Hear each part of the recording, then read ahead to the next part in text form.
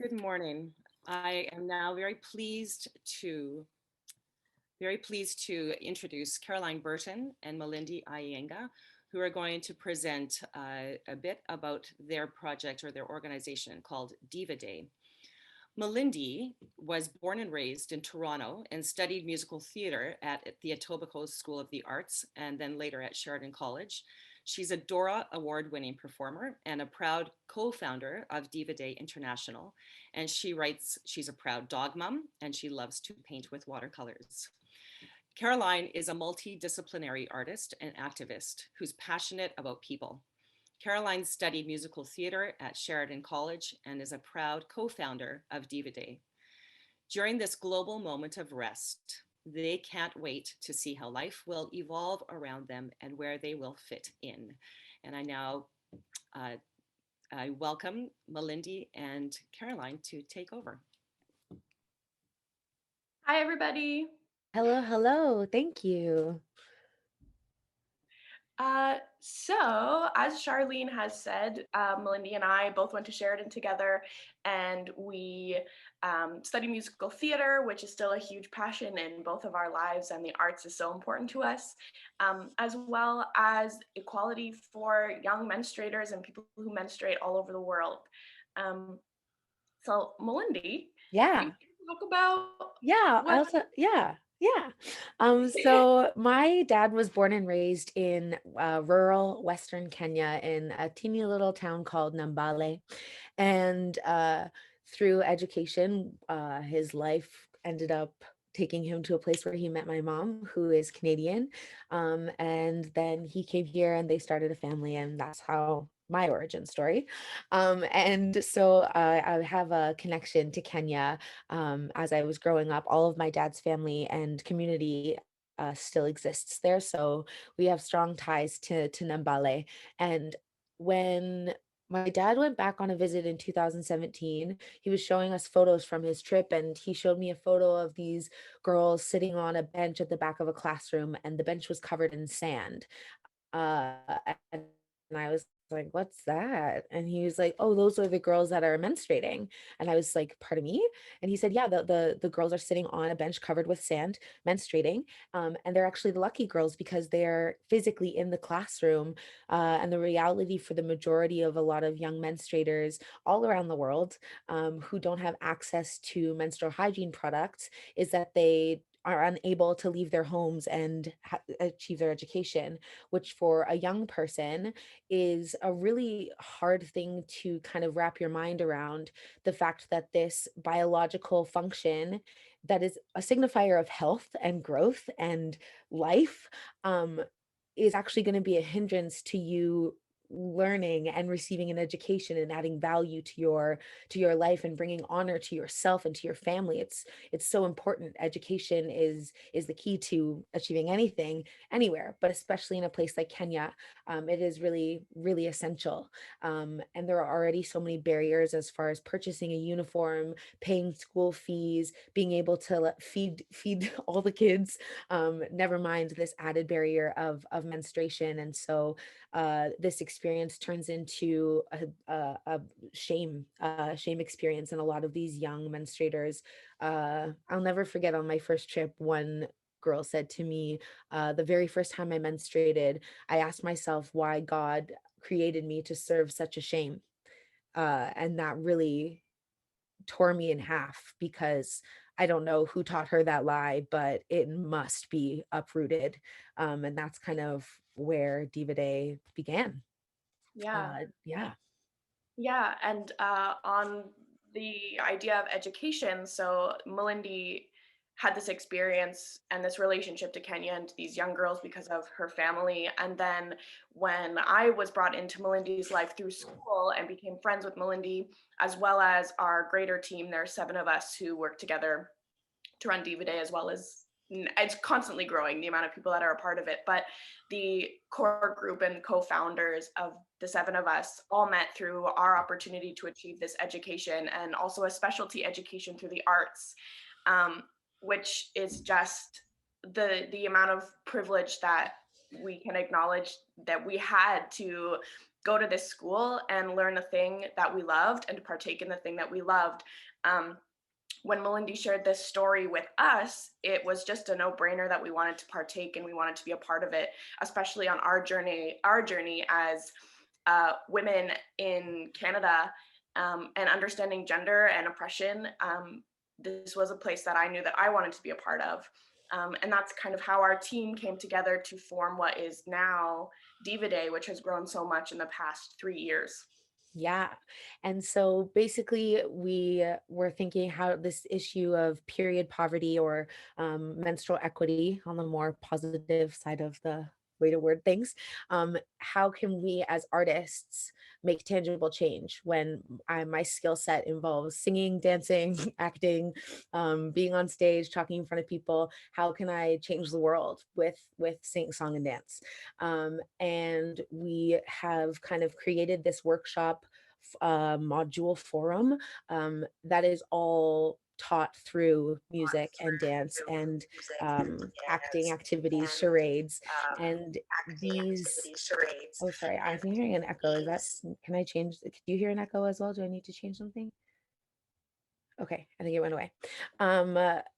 The arts, yes. Oh no, it's happening again. Okay, one more time. So we use all of the arts to teach about menstruation and about honor and about shame and empathy and community. And it kind of really works in our favor because when people are moving their bodies, when people are singing and dancing and able to express themselves, uh, there is less opportunity for discomfort, because a lot of the things that we're talking about can be very sensitive and very personal. And a lot of this is stuff that these young menstruators have never learned about before. The majority of young people in Kenya that I've come across don't know what menstruation is until it's happening to them in a really positive, open, community building way. And the arts is essential to creating that space for learning. Sorry for my bad internet. Yeah, I think I'm also struggling with some internet issues right now. Um, so this is going really well. But Melinda, did you want to share the Yeah. slides to show some pictures, to give people an idea of what our workshops kind of look like?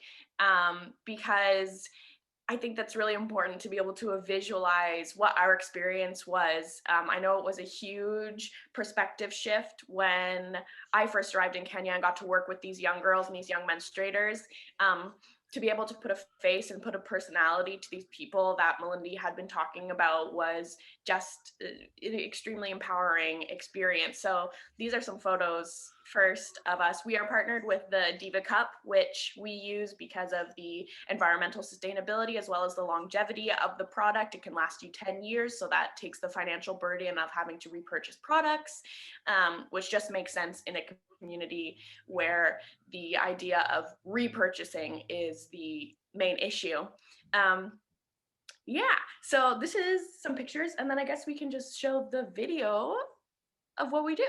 Yeah, the video just kind of boops through some activities that we're doing. And yeah, one of the great things about Kenya is we got to be outside a lot. So we had lots of space to be loud and big and expressive. I'm going to start it. Please let me know if I need to restart it for audio purposes.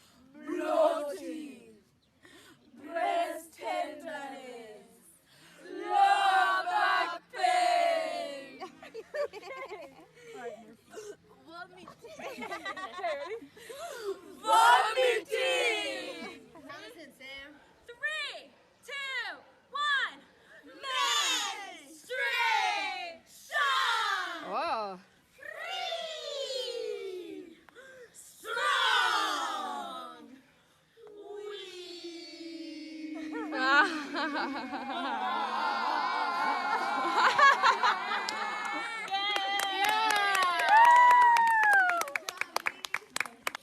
that is spelled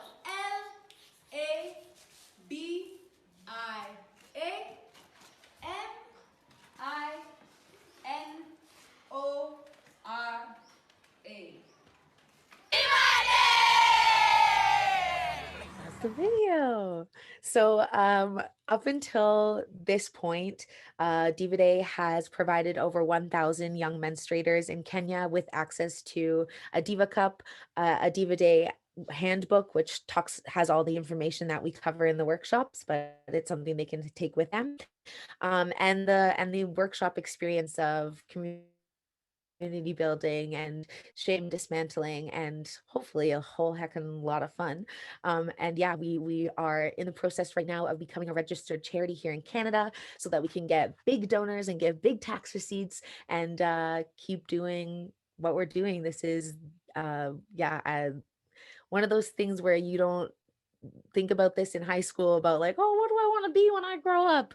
And so just through like following what has felt good to me with like arts and having a family that supports me to explore in this way, and finding like-minded people, it still blows my mind that there are 7 of us who equally are passionate about these young people and have completely altered the trajectory of our lives to make this impact, because uh we just feel it's so important. So thank you so much for allowing us to take up some space with you this morning and share our hearts. And yeah, if you'd like to learn more about us, our website is divaday.ca. On Instagram we are at the Diva Day. And yeah, I think we'll be in a breakout room later if you want to ask us some more questions. Yeah, there's so many exciting things that we're planning for the future of Diva Day, expanding our work to Canadians, because we can acknowledge that this issue of shame around menstruation exists everywhere in the world. For any person who menstruates, there's that fear that we want to dismantle. We're working for those big goals to create this community, spaces like this where we can share, where we can talk openly about these experiences. And last thing that I think is really important to share is sometimes we wonder, how important is this work actually to us? Like, why are we doing this?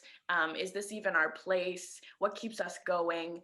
And I'll start this off and then pass it to you, Malindi, because I know that, yeah. After our first trip to Kenya, we came back, and about 2 weeks later, there was a story in the news about a young girl named Jacqueline. And Malindi can keep going. Yeah, thank you. Jacqueline, she was a young girl who lived in Kenya, a different part of Kenya. And the news article was about the fact that she had taken her own life. And the story of how that came to be was she went to school. She menstruated for the very first time. She didn't know what was happening to her. She stained her uniform with blood, and her teacher sent her home for having stained her uniform. So she was shamed and humiliated in front of her peers. And when she got home, her mother said, "Oh, you're filthy. Go to the river and wash."